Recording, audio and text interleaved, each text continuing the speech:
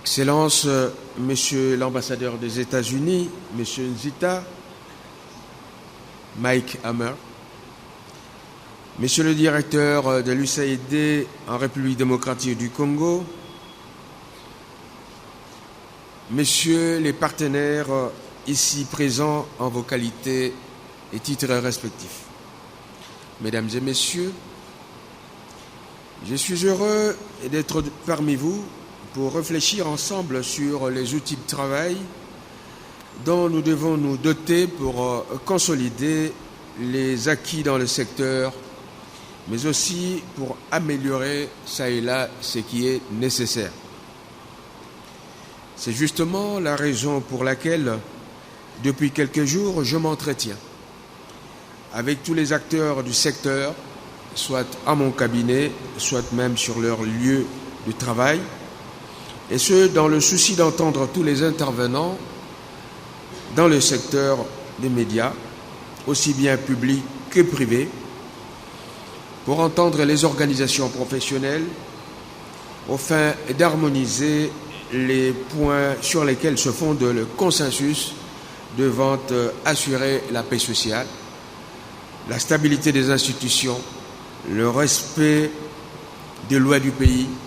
ainsi que de la déontologie de la profession et de l'éthique des médias. Tous ceux qui, maintenant ou plus tard, voudront exprimer une préoccupation ou proposer une idée dans le souci d'améliorer le climat du travail entre les médias et l'État qui garantit l'intérêt général, ainsi que celui des intervenants du secteur,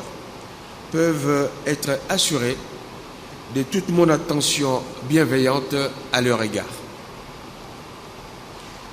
Les difficultés énormes que connaît le pays exigent des médias un traitement des informations qu'ils récoltent et diffusent avec beaucoup de circonspection et de responsabilité dans les limites de la loi sur la liberté de la presse, de la déontologie et de la responsabilité du journaliste, ainsi que le souci de tenir compte de la fragilité qui caractérise notre société en ce moment, qui a besoin donc d'une grande cohésion sociale et du renforcement des capacités des journalistes en la matière. J'ai lu avec beaucoup d'attention le programme qui nous a été présenté et qui s'énonce plus ou moins de la manière suivante: réflexion sur le cadre juridique et réglementaire du secteur de médias, réflexion sur les approches à faire s'agissant de médias de proximité en milieu rural particulièrement, et réflexion sur tout ce qui touche à la mutation numérique dans un environnement inattendu auquel la population doit se préparer en lui expliquant les opportunités économiques, sociales, managériales qu'elle garantit à notre société congolaise,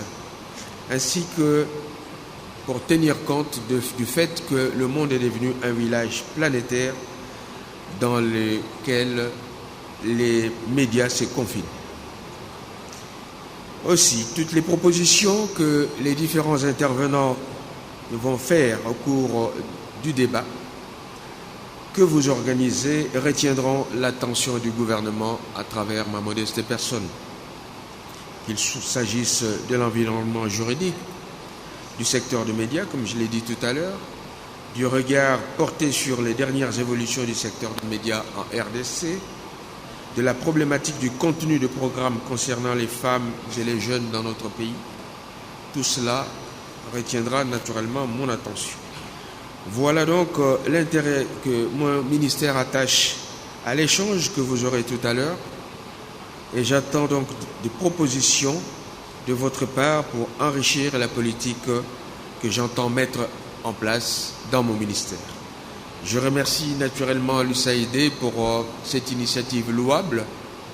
et je parlais tout à l'heure à l'ambassadeur Hammer et au patron de l'USAID ici que nous avons un besoin criant en formation, parce que en formation, un renforcement des capacités de tous ceux qui apportent l'information, les journalistes, parce que l'information aujourd'hui a besoin, j'allais presque dire, des esprits qui soient très critiques dans la recherche de l'information, dans le traitement de l'information et surtout dans la manière de rapporter cette information, puisque nous avons une population qui est en grande partie analphabète. Il faut qu'on trouve les mécanismes nécessaires qui permettent de communiquer et de communier avec cette population afin qu'elle ne soit pas exclue des mutations qui se préparent dans notre pays et ailleurs. Car un peuple qui n'est pas nourri des connaissances, mais aux connaissances au sens noble et propre, c'est-à-dire sans une connaissance partisane,